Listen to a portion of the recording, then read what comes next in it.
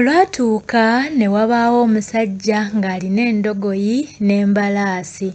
Lumu ng'abissaamu engatto nga yessa mu ddene n'ensolo ze ezo.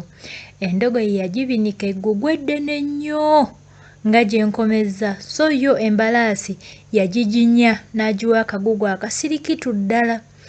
Bwe yaseyeggerako ebbanga nga liiryo, endogoyi kwe kugamba embalaasi nti, "Nkulabidde abakulu abanzaala, bambi kankwawulizeeko ku ntwala yange, onneetikkireko okumala akaseera naye bambi onfe obuzito." K'embalaasi nga bw'efuula n'obugere nti, "Ha! Okwetikka emigugu tegubangako mulimu gwa mbalaasi. Mmwe endogoyi mwe mwamanyiira ebyo ebizito.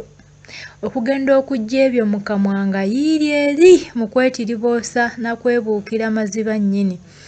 Endogoyi yabendabenda mpola bambi okumala ebbanga ng'ensowera egigobya lulimi.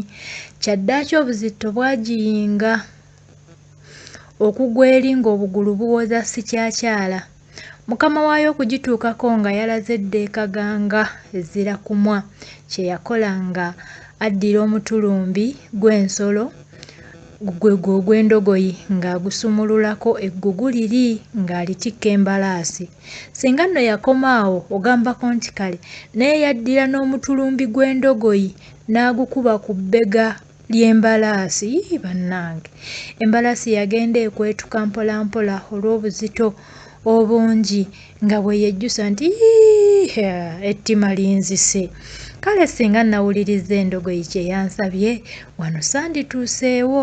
Obuzito bw'eggugu eryabadde ery'endogoyi bundi bubi, ate n'omutulumbi gwayo gummenye ebitalojjeka.